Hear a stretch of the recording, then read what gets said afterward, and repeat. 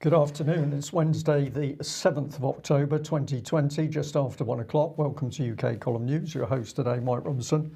Myself, Brian Gerrish, and we're delighted to be joined by David Scott, bringing us northern exposure from north of the border. And yes, it is a Wednesday if you're slightly confused at the running order. Well, the leader has spoken, Mike. Herr Boris has spoken. The Führer. The Führer, yes. We're going to build back better. Now, I'm going to offend everybody now by playing a little bit of his conference speech from yesterday, but you'll understand why once you've heard this. All we've been through, it isn't enough just to go back to normal. We've lost too much. We've mourned too many. We've been through too much frustration and hardship just to settle for the status quo ante, to think that life can go on as it was before the plague. And it will not, because history teaches us that events of this magnitude, wars, famines, plagues, events that affect the vast bulk of humanity, as this virus has, they don't just come and go. They are more often than not the trigger for an acceleration of social and economic change, because we human beings will simply not content ourselves with a repair job. We see these moments as the time to learn and to improve on the world that went before. And that's why this government will build back better. David, welcome to the programme. I'm going to start off by asking you, is Boris being honest when he suggests that he's actually a human being? Well, I tell you one thing that struck me is that was a description of the end of conservatism. We are not going to conserve. We're not going to go back to the way things were. We're not going to hold them as they are. We're not going to have gradual change. We're going to have revolutionary change. So we've got a Conservative Party that's now officially not Conservative. We've got an illiberal Liberal Democrat Party. In Scotland, we've got Scottish nationalists who are anti-Scots and don't believe in the nation. And we've got a Labour Party that hate the working man. It's quite a set. Well, it is indeed. And of course, this is all based on the premise that, first of all, we faced a plague, Brian. A plague is the word that he used, and that it's been so impactful on our lives that we have to completely turn society on its head. Yeah, it's wordplay, Mike. This is all malicious applied behavioural psychology. These speeches are being written where every word, every dot, every part of the sentence is constructed for political purposes. He has clearly not written this, but this is applied psychology. So let's move on with Boris to his friends. And he went on to say this: in the depths of the Second World War in 1942, when just about everything had gone wrong, the government sketched out a vision of the post-war New Jerusalem that they wanted to build. And that is what we're doing now in the teeth of this pandemic. And he said, we're resolving not to go back to 2019, but to do better, to reform our system of government. And I would like to know, David, who it was that gave him a mandate to reform our system of government. I mean, there's plenty to say about our system of government and how it's not functioning at the moment, but of course it's not functioning because of the actions of, well, pretty much everybody from Tony Blair forward in particular. But nonetheless, that doesn't mean you throw out the baby with the bathwater. You fix the corruption that has been brought in. Surely that's the way to approach this. It would be, unless you're taken by the spirit of rebellion. Who gave him permission? COVID is the ticket to any totalitarian dream that any politician now has, because COVID is the answer to everything. What about our freedoms? COVID says no. Well, of course, the mainstream media focused not so much on the changing of our system of government, but on the fact that we're going to have offshore wind power, offshore wind, £150 million he's going to spend on this. This was the main headline. Green New Deal. But is this speech really about the Green New Deal, building back better? £150 million for offshore wind, 2,000 jobs going to be created, he claims, and he's going to create a gigawatt of generating capacity by 2035 or something ridiculous like this. Let's just put this in a bit of perspective. £150 million announced by the Tory party government for this project.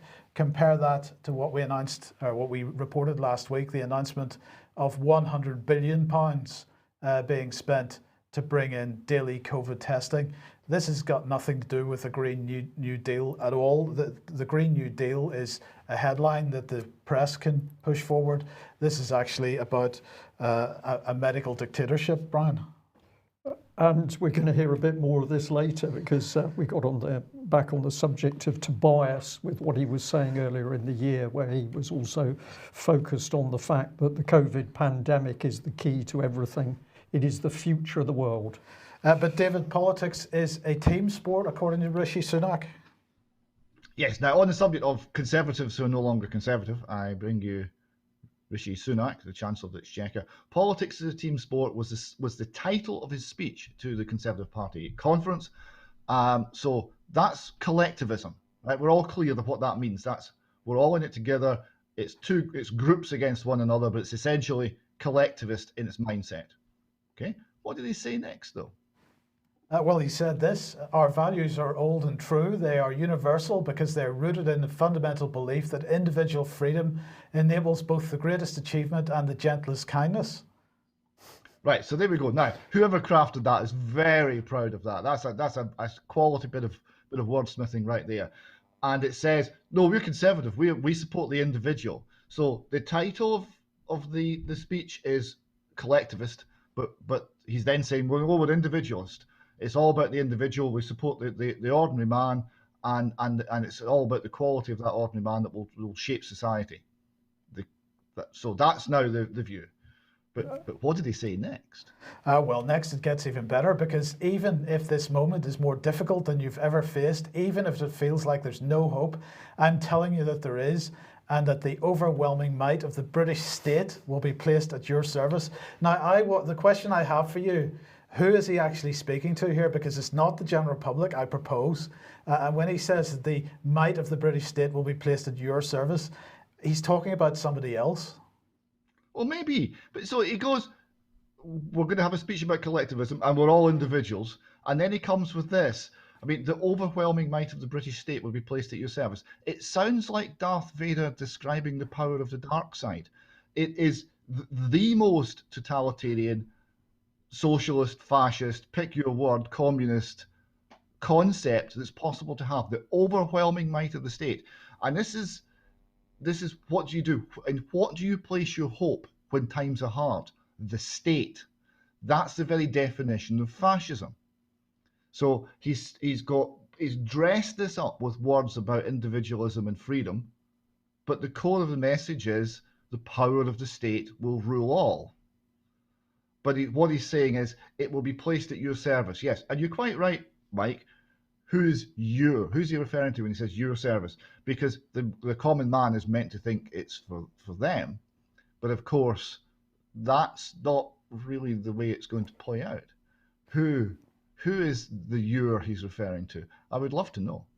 Good question. Well, it is a good question, and we're going to ask that a bit later in the news. But as just say, David, remember that Rishi's made that statement talking about gentleness, as we've had tens of thousands of elderly people simply killed off, I'm going to use the word murdered, in the care homes as a result of policy from his government.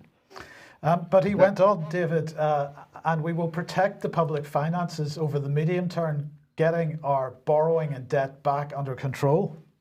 Yes, because we stand for prudence. We stand for fiscal. We've just stopped collecting tax. We've put the entire economy on hold. We're printing money. We've got 150 billion that we've just retired of public debt via the Bank of England. It hasn't cost us a penny. We're just monetizing the debt. But don't worry, because we're Conservative. We stand for fiscal prudence. Does this remind you of anybody? Yes. Yes. Gordy Brown, the man who wrecked the economy, who presided over the greatest, until now, the greatest recession since the Great Depression. Our first fiscal rule is that over the cycle we balance the current budget. So what do hopeless chancellors who have no idea what to do say? Well, we're not balancing the budget now. We've no idea what to do now. Well, we've got one idea, which is we print money and we spend it. That's our only idea. But we don't want you to know that's our only idea. So we'll make vague promises that over the medium term, it's all going to be fine. It's prudence.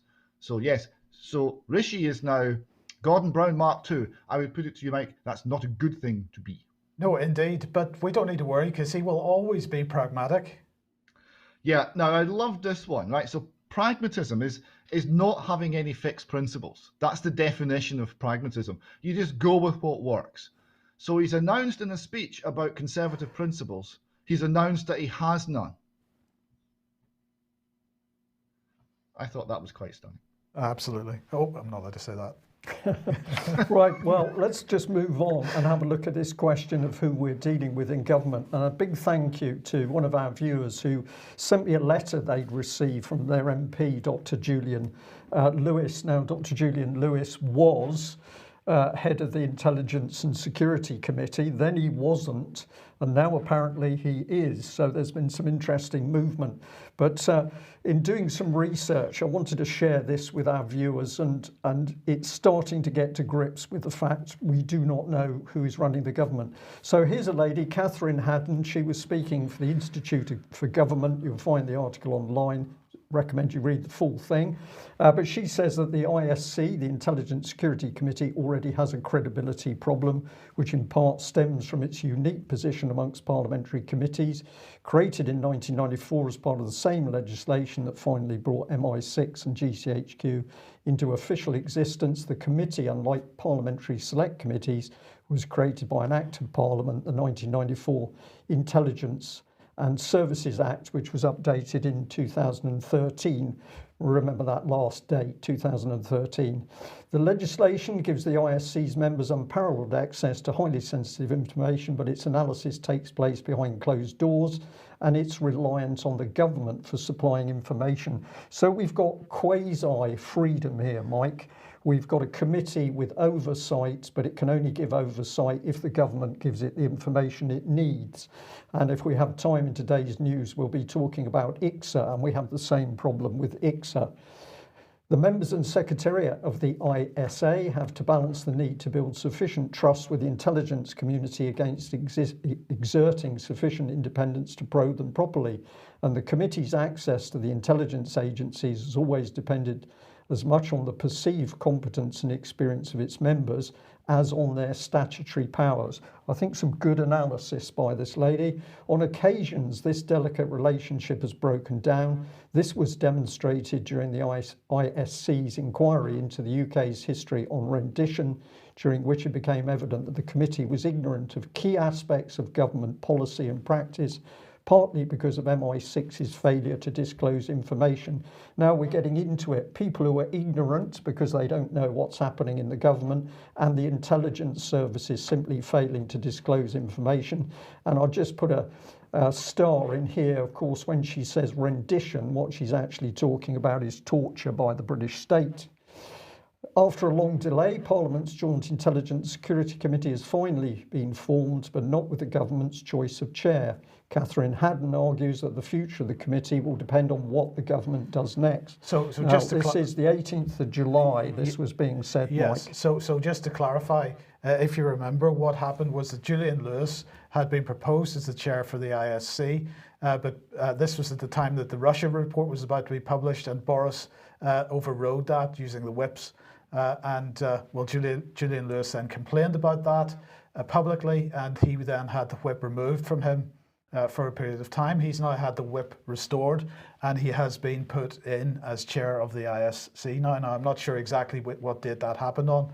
It was after the 18th of July, but certainly on Monday when he was speaking in Parliament, he was speaking as the chair of the ISC. Right, okay, that's perfect, Mike. So against the background where we've got people analysing how this very important committee works, but saying, well, some of the people don't actually know what's going on, the government doesn't give them the information, the intelligence services don't give them the information, but somebody gave us information, and this was part of a letter that this MP had sent out in his constituency.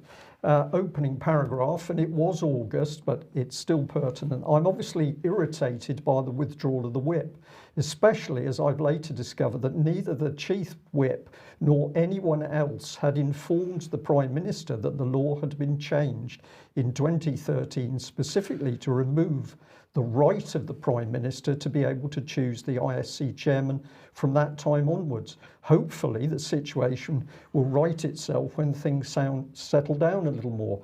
So I'm going to put in a big what here, because what we're describing is that the government is now acting beyond the law. We simply don't follow the law when we're dealing with oversight of potentially very dangerous people, the Intelligence Committee. So he was upset. Something's happened in the background, but somebody broke the law. Will they be brought in front of a court? I don't think so. Now, here's some comment from earlier in the year.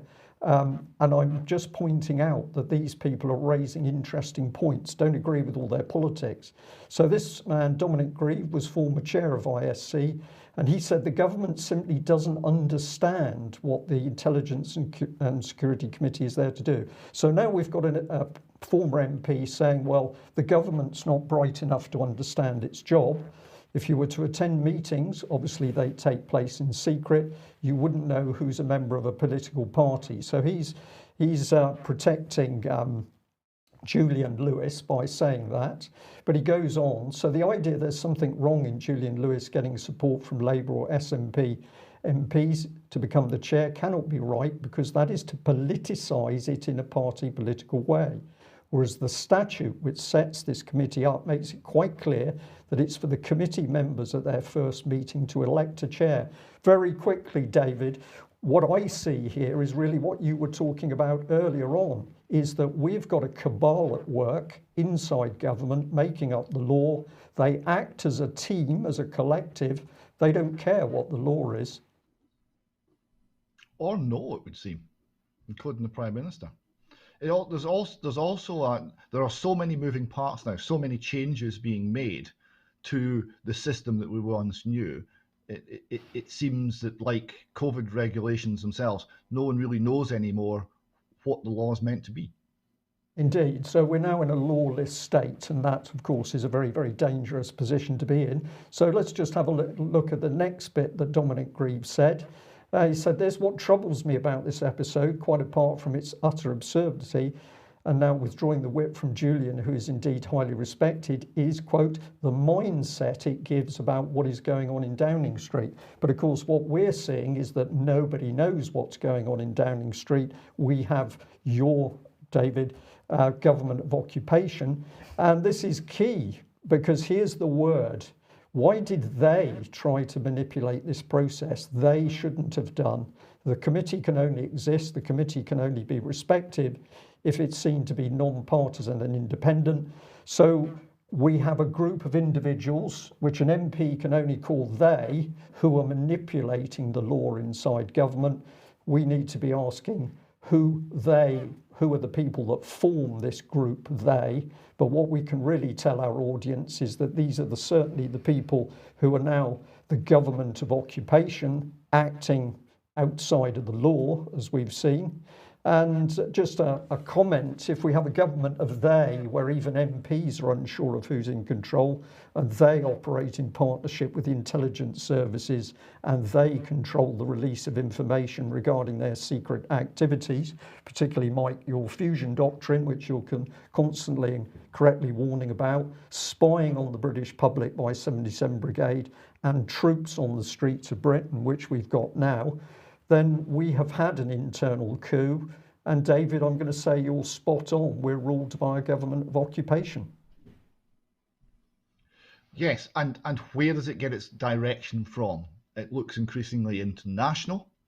There's directions coming from UN World Health Organization, and none of it's transparent. The means by which these instructions are transmitted, the decisions at which they're adopted, none of it is open to any sort of viewing by the British public, let alone comment, control, or influence by the British public. And clearly, as you pointed out there, Brian, not even an MP now understands how the system of government is working. Right, now against that background, very quickly, because we've got a very busy news today, I'm going to bring Tobias Ellwood back up on screen. Now this is an article from back in April 2020. Tobias Ellwood wrote it. The global race for a vaccine will turn nasty. Get ready for cyber attacks and data theft. But this is a couple of the quotes from it. It's a race in which the prize could hardly be greater, the dash to find a vaccine. There will be no true exit from the coronavirus disaster without one. So he knows what the future's going to be if we allow this government of occupation to get away with it. There's been an impressive level of information sharing around the world, and credit must go to Microsoft billionaire Bill Gates and his effort to promote fair manufacture and distribution when finally a vaccine emerges. The pandemic has not damaged China, despite the responsibility it carries. The opposite is happening. China is emerging stronger than ever. Is China in the brackets? Never mind what's happening in UK, it's all China. And he even says that we're getting back into the 1930s with nationalism, a global recession and a demise in world order that could easily lead to war. So that was all the fear-mongering, setting up the pandemic. And remember that Mike's put his recent parliamentary speech up on UK Clomn News, where he's basically saying, give the military more control of the country. But we know that this man is a backer of billionaire Bill Gates. So are we looking for a UK controlled by a military government under the control of Bill Gates, or is that a bit too cynical, David? The 1930s weren't about nationalism, right? You had in Europe a German-dominated multinational superstate looking to create an entire free trade zone from the Urals to the Atlantic. And in the East, you had the Japanese looking to create an Asian zone of prosperity all the way down to India. These were about multinational, multi-ethnic superstates being formed. It wasn't about one country hitting the neighbouring country over the head. Interesting point. Well, I know there's a lot to think about, but at least, I'm going to say at least we're clearly seeing people start to ask the right questions about their government, our government, the Westminster government, and who the people are who are bringing this mayhem into this country. So on Monday, we had the second reading of the Covert Human Intelligence Sources Criminal Conduct Bill 2019-2021. And Julian Lewis, who we've just been talking about as chair of the ISC, was giving it all the support that he could. So clearly the Intelligence and Security Committee is not concerned in any way about this. Now let's just remind ourselves what this bill is about. It is a bill to make provision for and connection with the authorisation of criminal conduct in the course of or otherwise in connection with the conduct of covert human intelligence sources. So this is all about the criminality allowed by agents of the government, various government departments, and we'll remind you what the government departments are in a moment. But James Brokenshire was the Minister of State who was giving the information there. Where they're from, I'm not quite sure originally, but anyway, he was the relevant minister giving the statement in the House. This legislation, he said, is being introduced to keep our country safe, to ensure that our operational agencies and public authorities have access to the tools and intelligence they need to keep us safe. And David, that is all it's about, keeping us safe. Yes, that's the cry the whole time. All we've got to do is frighten the public enough, and they'll give up their liberty in return for safety, and of course get neither. Although it is quite impressive that corruption in the UK is now reached the level of papal indulgences. I think that's a milestone worth noting. Okay, well, let's go on with what he had to say. Throughout history, those entrusted to uphold the law or safeguard national security have used covert human intelligence to support and progress their activity. Now, one of the key objections from many over this legislation is the fact that there is no limit placed within the legislation on what types of criminal activity are allowed to take place. So some people suggesting that, you know, it might be a good idea that in the legislation there's some kind of restrictions on what type of criminal activity maybe you want to prevent, murder or sexual violence of some kind, or maybe torture. Brian's already mentioned that the British government, of course, has been involved in torture in the past. So anyway, he said, you know, throughout history, those entrusted, they've always used covert human intelligence. And the first example he chose, David, was Sir Francis Walsingham and his use of informers to defend the reign of Elizabeth I. Now, correct me if I'm wrong, but I'm pretty sure that Walsingham used quite a lot of torture in his defence of Queen Elizabeth I. Yes. Was that not the origin of the 007 moniker? I'm going to say quite far ago. I believe it is. I've got John D in my mind around this bracket somewhere. Yeah. Well, look. So anyway, he decided Walsingham was a good example to use. But let's just remind ourselves who can authorise criminality under this legislation: any police force, the National Crime Agency, the Serious Fraud Office, any of the intelligence services, any of Her Majesty's forces, Her Majesty's Revenue and Customs, the Department of Health and Social Care, the Home Office, the Ministry of Justice, the Competition and Markets Authority, the Environment Agency, the Financial Conduct Authority, the Food Standards Agency, and the Gambling Commission. And really much of the debate on Monday was asking why these agencies needed the ability to authorise criminality. And James Brokenshire's response was, I point out that the Food Standards Agency is required to deal with issues associated with misrepresentation of food that may be harmful for human consumption. So, David, I'm not clear exactly why that requires criminality on the part of the Food Standards Agency or their agents. It seems a bit of a stretch, although I'm quite enjoying the fact that we're now operating with monopoly money and we've got a bill going through Parliament to introduce a literal get-out-of-jail-free card. It seems appropriate. Absolutely. So let's move on. He went on to say, I hope you will also, this was in response to a query about what protections there were against the more extreme types of law breaking that might take place. And he said, I hope he will also have noted the specific reference to the Human Rights Act in the bill in order to underline some of the important points he makes about convention rights. So the question, he was really kept reinforcing this notion that because on the front page of the bill, it talks about the Human Rights Act and the European Convention on Human Rights, that we don't need to worry about anything. There's nothing to worry about. But look, the bottom line here is that these pieces of legislation might imply protections at this point in time, but what happens in the future? So if we look at, for example, this from the Equality and Human Rights Commission, and they were asking some time ago, what does Brexit mean for equality and human rights in the UK? And one of the questions they ask is, what is the European Convention on Human Rights? And they say the ECHR protects the human rights of people in countries that belong to the Council of Europe, which is a completely different organisation to the EU. The UK will still be signed up to the ECHR when it leaves the EU. In Britain, our human rights under the ECHR are protected by the Human Rights Act 1998. Okay, so this is what he's talking about. This is what Brokenshire's talking about, the Human Rights Act 1998. But the point is that since 2015, the British government has been saying, we don't want to be part of the ECHR. We want our own British Bill of Rights. And they've been working very, very hard to bring that about. So the Equality and Human Rights Commission here asking what is the British Bill of Rights? And they say we do not currently have a British Bill of Rights. This was included in the Conservative government's 2015 election manifesto. It was planned as new legislation to replace the Human Rights Act.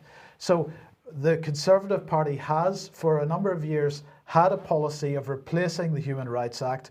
We don't know exactly what it's going to be replaced with.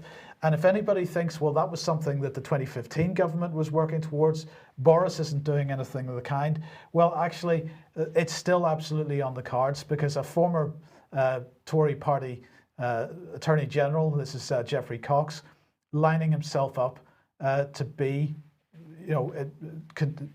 forming this Bill of Rights. So new Bill of Rights could be hugely constructive. Chief Law Officer says this is from February this year.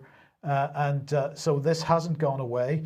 And if we're thinking about how or what the protections that the Bill of or that the ECHR has given to people that have been affected by bad behaviour by the police and the security services in the past,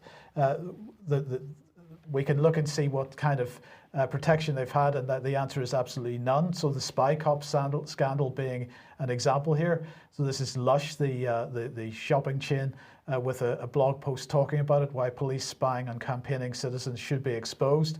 The Guardian was absolutely upfront in pushing this, police spying, activists' personal life monitored and recorded in detail. And of course, they were getting involved in sexual relations with people that they were spying on. So it's not like the British government doesn't have form in this area, but it gets better because let's remind ourselves what else this Act says.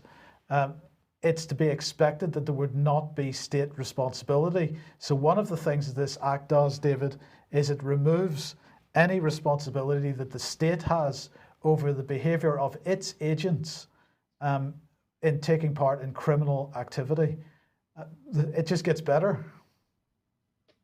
I mean, that seems unconscionable. I mean, that just seems utterly beyond the pale. So it's saying that the state can give someone a get out of jail free card to commit any crime, and then no matter how, because that's not qualified, no matter how inappropriate, unintentioned, badly executed, or wrong-headed that might be, you have no claim. That's astonishing. It gets better, but don't worry, because it's all going to happen in a way in which agencies are required to act under the bill. It means that they cannot act in a way that is inconsistent with convention rights, so you don't have to worry at all. But then here is our friend Steve Baker, MP for Wickham. Could he clarify why the armed forces might need to engage in criminal conduct? I suspect it's because he gave him a get out of jail free card here, but Brokenshire didn't take it. I suspect it's because they each operate their own military police, and he was speculating that perhaps that's the reason. But Brokenshire went on to say this. He said, one further example I would give is that it might be necessary to access a prescribed organisation. Now, of course, in the past, there may have been some justification for that, for example, with the IRA.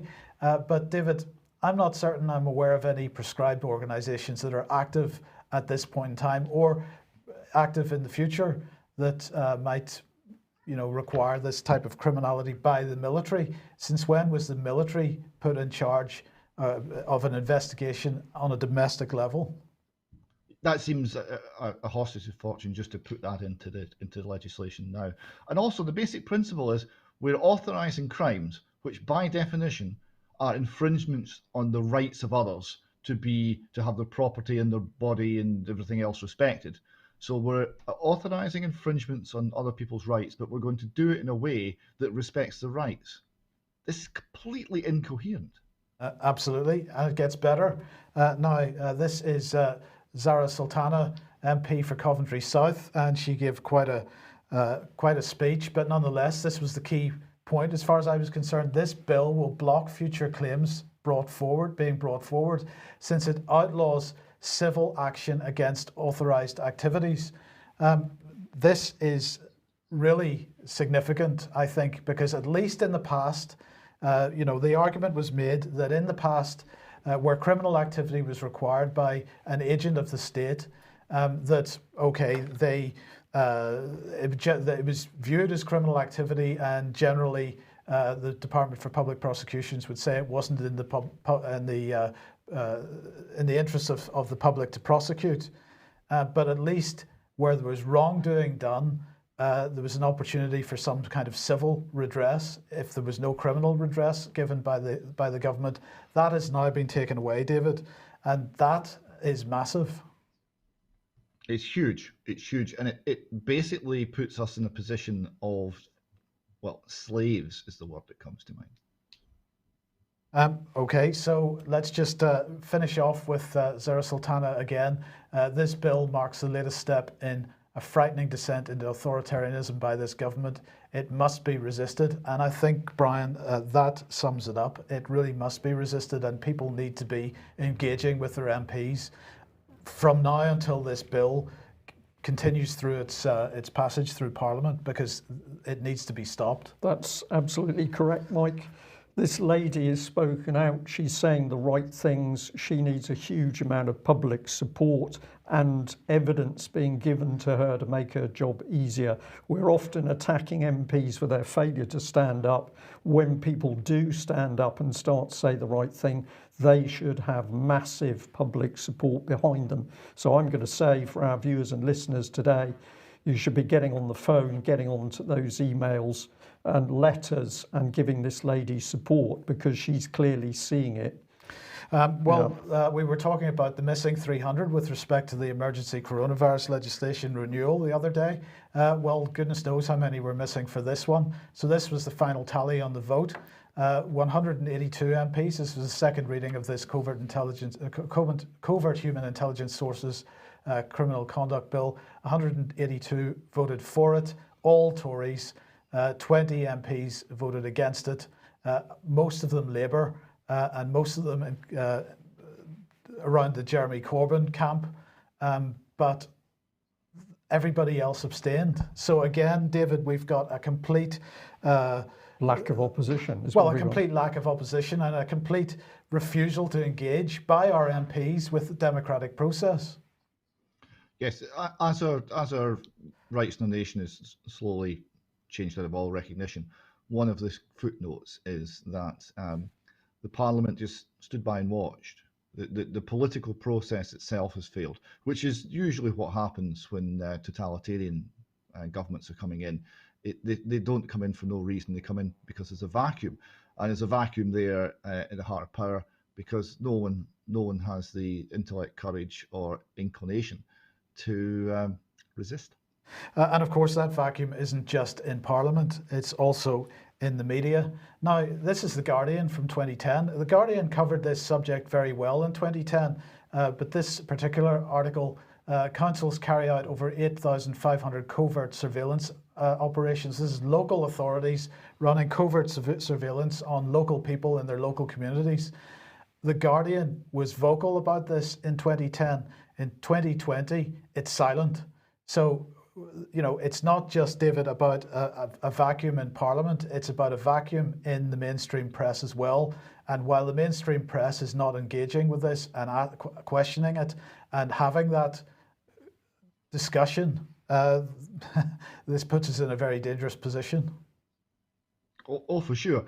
Yes, the difference north and south of the border in the amount of scrutiny coming from the mainstream press to all branches of government, if you compare now with, say, the 1970s or 80s, is extremely striking. It's now the press seem to be wholly owned. Any thoughts? Well, they are wholly owned, and I'm just very shortly talking about an interview I did where one of the factors in the interview is the failure of the media to engage when they know that essentially wrongdoing, criminal activities taking place. Okay, so a few quick advertisements then. First of all, if you like what the UK Column does and you would like to support us, then please head over to ukcolumn.org/community, and there are options to help us out there, and that would be very much appreciated. AV 11.1, the speakers list is now available. Tickets are now available for it. This will be a virtual event. Again, it's on Sunday the 1st of November from 9 a.m. to 10 p.m. I think there'll probably be something happening on the Saturday evening as well. But the confirmed speakers so far are Brian, Gary Fruin, Paul Sales from Australia, Gemma Doherty and John Walters from Ireland, David Dubine from the USA, William Engdahl from Germany, Alex Thompson from the UK Column and obviously the Netherlands, Thomas Sheridan, Debbie Evans and Ian R. Crane is hoping to speak at that as well. And Ian working very hard still from home, doing his best to help get that event out. More details at alternativeview.co.uk or on the UK Column community site at the moment, and we'll have more up in the next day or so. Excellent. Just a little taster. A few days ago, I did an interview with a gentleman called Jason Barnett. He was reporting on abuse of children in school, tragically often leading to suicide of children. But what his story really covers is massive cover-up by the state institutions who should be protecting children. And of course, 1 out of 650 MPs got involved. But that'll come up on the UK Column website fairly shortly, so watch out for that. And more from Northern Exposure, David. In a 5-part series of interviews with Samantha Baldwin that covers child stealing by the state, SRA, and the operation of the family courts, where the children are taken and handed over to the alleged abuser, the man that they say abused them. A really stunning interview and a very courageous woman who will not be defeated by the injustice. Okay, and premiering tonight? Yes, so this is Dr. Kevin Corbett, a really striking interview on all things COVID related, but tying it back to the history of the virus industry and his experience as a nurse in the field of HIV/AIDS in the 80s and 90s. And he's talking about the Nazification of the NHS, and that might seem a very strong way of expressing the problem, but he makes a very sound and thoughtful case for it being just that. Okay, and those are available on the Northern Exposure YouTube channel, which is doing well for subscribers so far. So search for Northern Exposure on YouTube, and then we've got episode 7 of Deconstructing the Magic Money Tree out. Yes, looking at some central bank policies and central bank and political complicity in pushing a particular agenda, and so that it's very difficult these days to say where banking stops and government starts. It's all one very tightly integrated organism. So we get into some of these features, and we're hoping to bring many more magic money trees in the weeks to come, as there seems to be a great deal of monetary insanity to discuss. Absolutely. So that's on the UK Column website. So what's next, Brian? Well, this is an email from the Mayor of London following up an email to him. Thank you for contacting the Mayor of London about police behaviour at peaceful demonstration in Trafalgar Square. I'm writing to inform you we passed on your correspondence to the Mayor's Office for Policing and Crime. The Mayor of London, as the Police and Crime Commissioner of London, is responsible for setting out policing and crime priorities for London and holds the Commissioner of the Metropolitan Police to account. So that's good to hear, isn't it? That they're going to hold the Metropolitan Police Commissioner to account. The Mayor apparently exercises his role as Police and Crime Commissioner for the capital through MOPAC, which is the strategic oversight body tasked with devising the police and crime plan and ensuring it's delivered. Given this, it's appropriate we pass your correspondence to the Mayor's Office for Policing and Crime. They aim to respond within 20 working days. If you have any further questions, please contact MOPAC directly. We aim to respond as soon as possible. However, please take note, some cases involve investigation, so it may take longer for a response to be issued. We're saying to the viewer, well done for getting in there and asking the questions. What I noticed is on the bottom of the email that came back from the Mayor's Office is a promotion of Black Lives Matter, which I thought was an extremist group which was busily intimidating people and wantonly damaging property. But there we go. So we'll just say well done for that exchange. There should be thousands of more people actually are getting their views across to the Mayor of London about the Trafalgar Square policing. Okay, David, let's move across the Atlantic and Donald Trump. And, well, the media over there going nuts over his illness. And here is, well, the headline is Death Watch. A CNN media panel likens Trump health to Stalin's demise. Yes, it's quite striking. So, yeah, nuts is the word. And you can always rely on CNN if you want really extreme stuff. So they had a commentator on, a woman called Gessen. She wasted no time in comparing Trump's health condition to Stalin's death. She said, well, you know, Brian, they've got Brian as well. You know, Brian, there have been a lot of comparisons to the Soviet Union in the last couple of days. I think they're not unwarranted. The particular period I'm thinking about is something I've written about a lot, which were the days of Stalin's death watch. Now, I just think this is spectacular propaganda. I mean, if you're going to lie, go big. If you're going to do fake news, don't mess around in the shallow end. You go up to the top level and you dive off and you go into the deepest part of the pool, and that's what CNN have done. It's spectacular.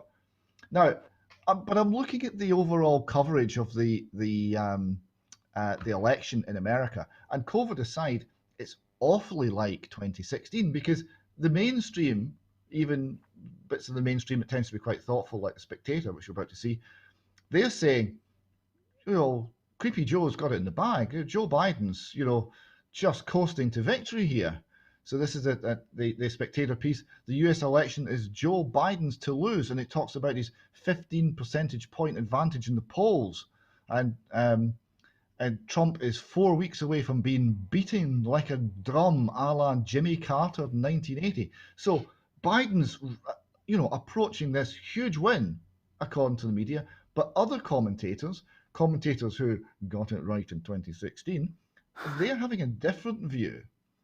They're seeing it actually quite the opposite. So this is a Kevin McCulloch on Twitter with his map of what he thinks is going to happen. So he reckons Trump's going to get 330 and Biden will be left with the coastal strips in one or two states on 198. So we'll see. I would also say that another similarity between now and 4 years ago is the enthusiasm of the Trump supporters is everywhere to be seen.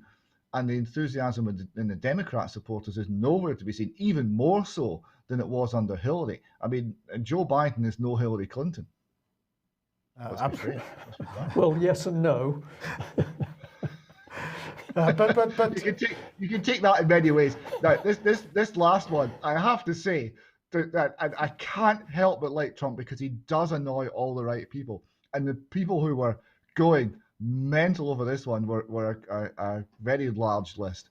You can pre-order at $100, quote, Trump defeats COVID commemorative coins at the White House gift shop. And this is just one of many things which are trolling his opposition in ways which drives them to levels of new insanity and is deeply, deeply comedic. yes, okay. Well, let's move on now. If you aren't aware, there's been a declaration it's called the Great Barrington Declaration, and it's about COVID, of course, but more about the response to COVID from Western governments. Now, who's behind it? Well, the usual suspects: Martin Kulldorff, Sunetra Gupta, Jay Bhattacharya, and they have produced a declaration which basically goes along the lines of, as infectious disease epidemiologists and public health scientists, we have grave concerns about the damaging physical and mental health impacts of the prevailing COVID-19 policies and recommend an approach we call focused protection. And they go on to describe that. They say keeping these measures in place until a vaccine, this is the government measures are talking about, keeping the government measures in place until a vaccine is available will cause irreparable damage with the underprivileged disproportionately harmed. As immunity builds in the population, the risk of infection to all, including the vulnerable, falls.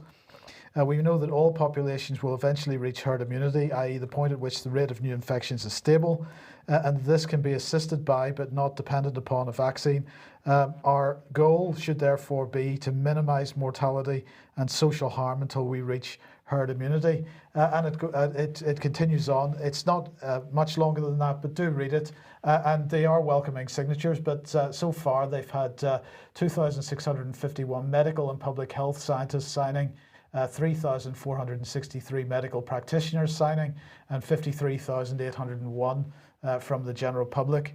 But you know, people might like to sign that. Well, again, this is people are trying to do something.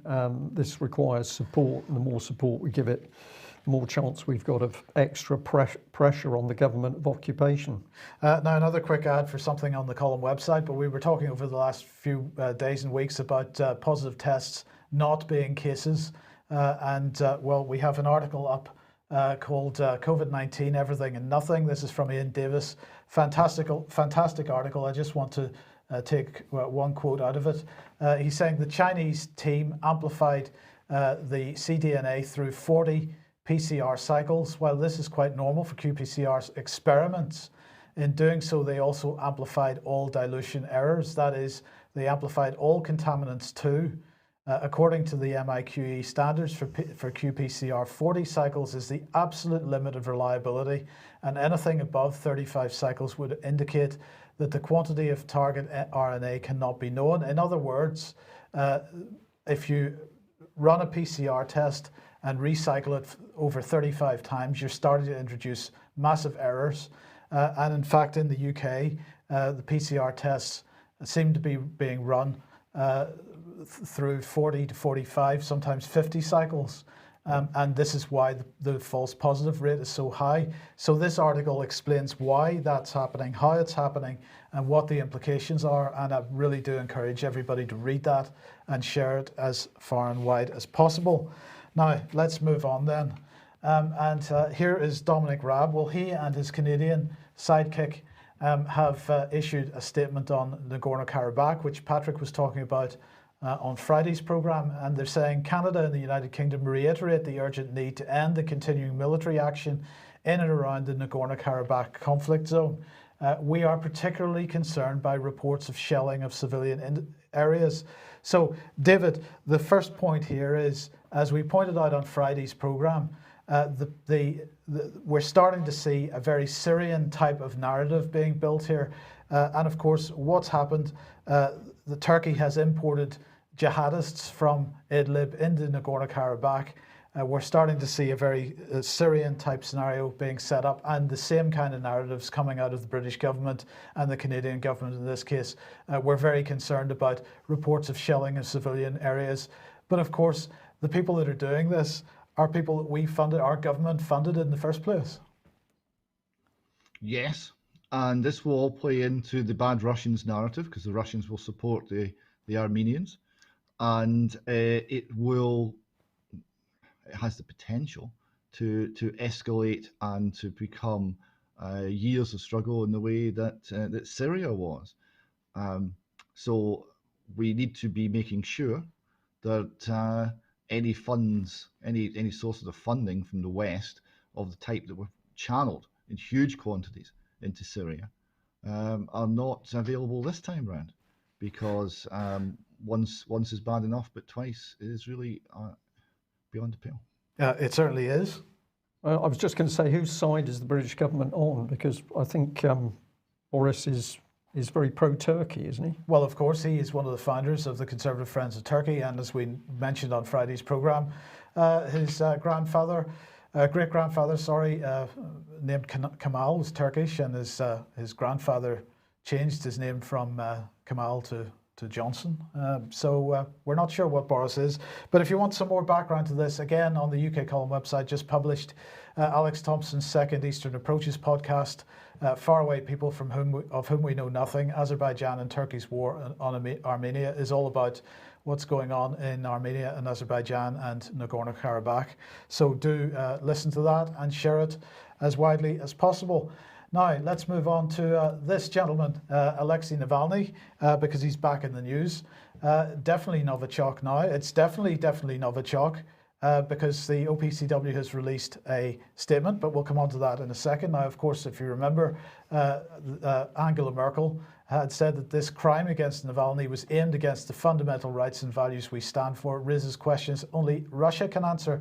Well, Russia's so put out by all this that they have now invited the OPCW to Russia to investigate there, but sadly not in time to avoid the OPCW making their statement.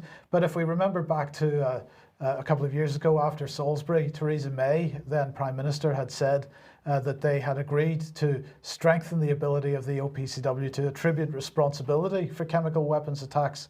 This is following the Salisbury alleged chemical weapons attack use of Novichok and so on. Well, the OPCW weren't prepared to do that this time. So let's just have a look and see what their statement actually says.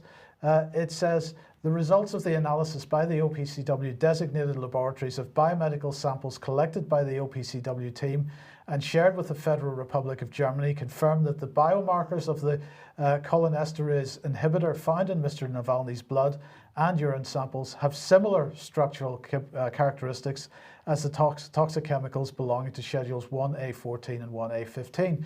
So what they're saying there is that the alleged Novichok in the samples that they have received was similar to the Novichok identified from Salisbury.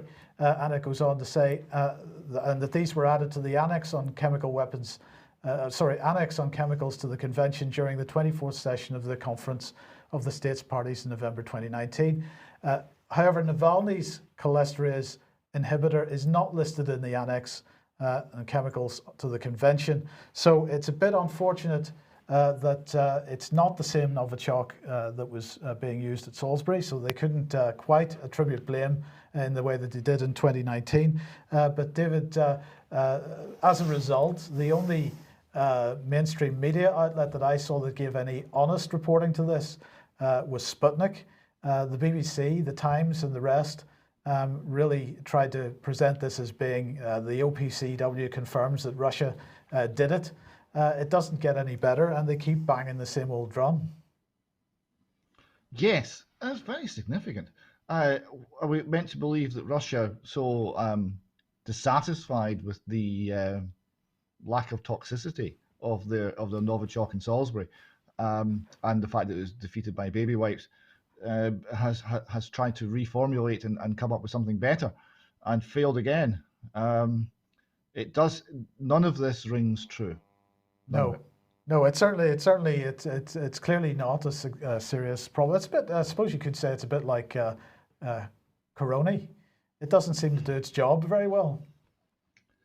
Corona is obviously much safer if you're below about 70, much safer than the flu, and is a strange character to star in an end of world disaster movie that we're all currently living through.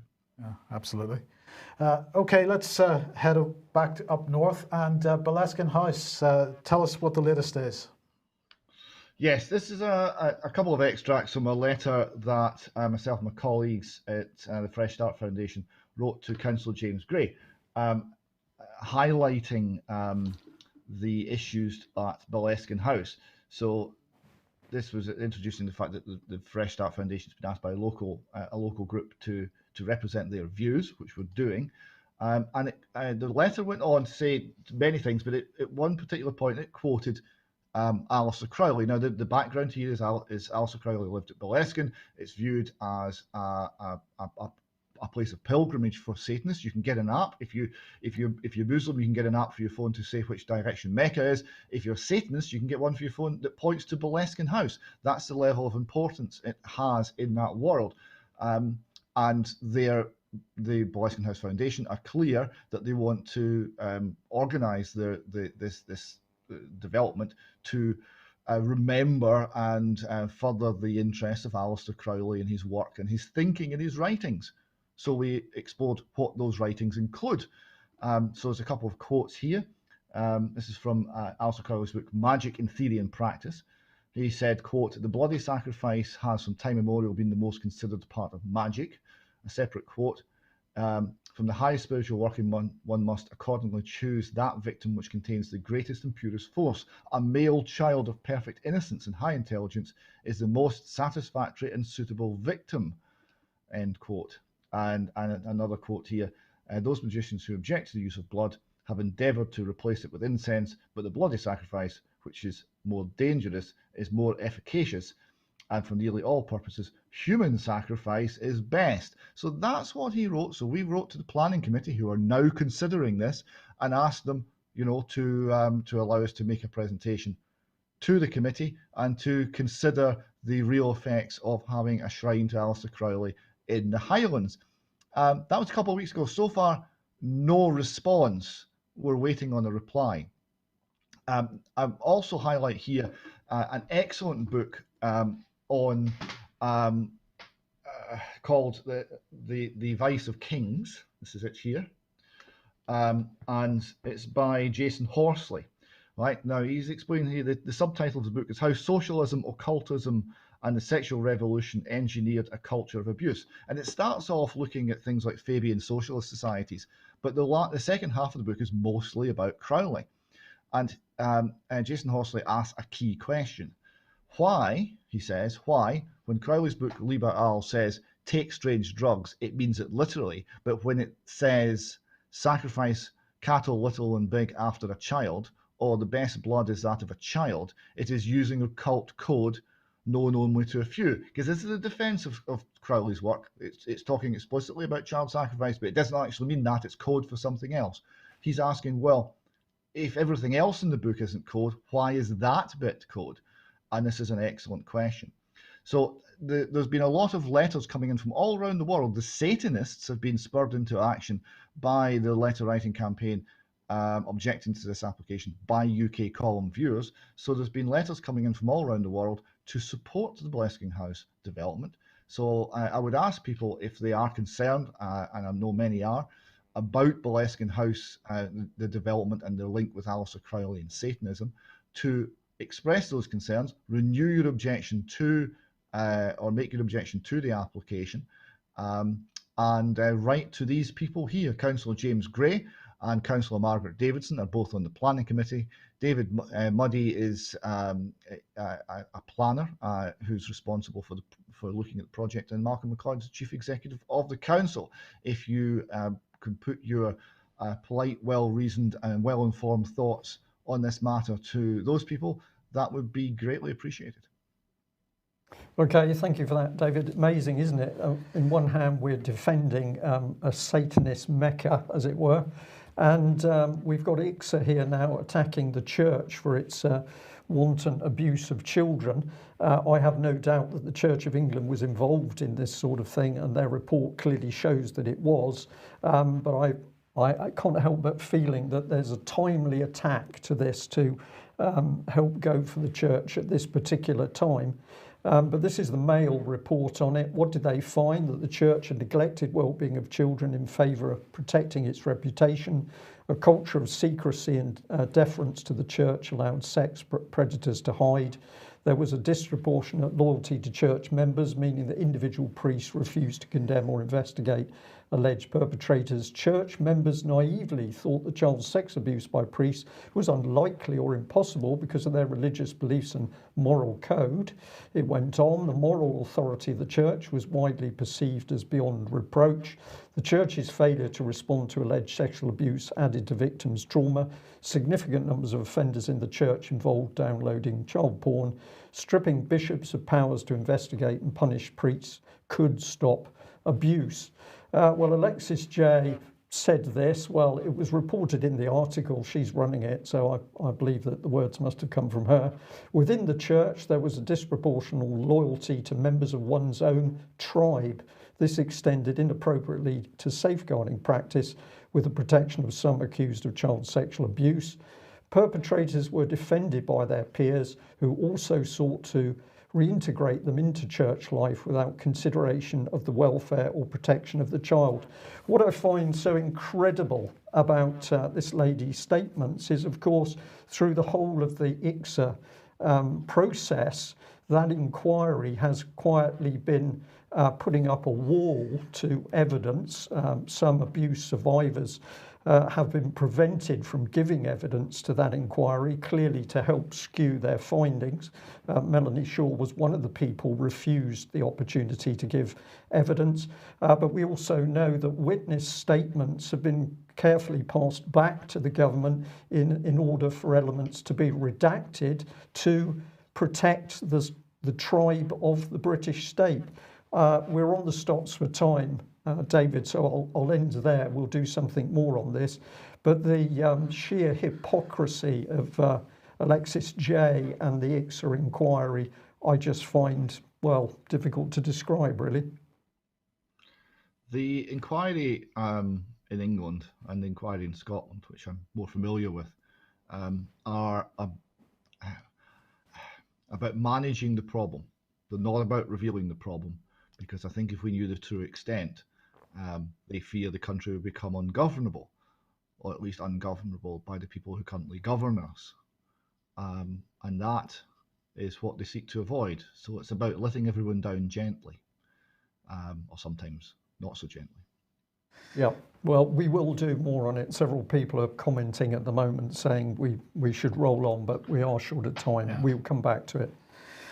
Okay, David, well, I don't really know where to start with this. Just to end the programme, this little graphic, thank you very much for it. Yes, I thought this was particularly apt, the descent of conservatism, based on the famous ascent of man diagram, which popularised evolution.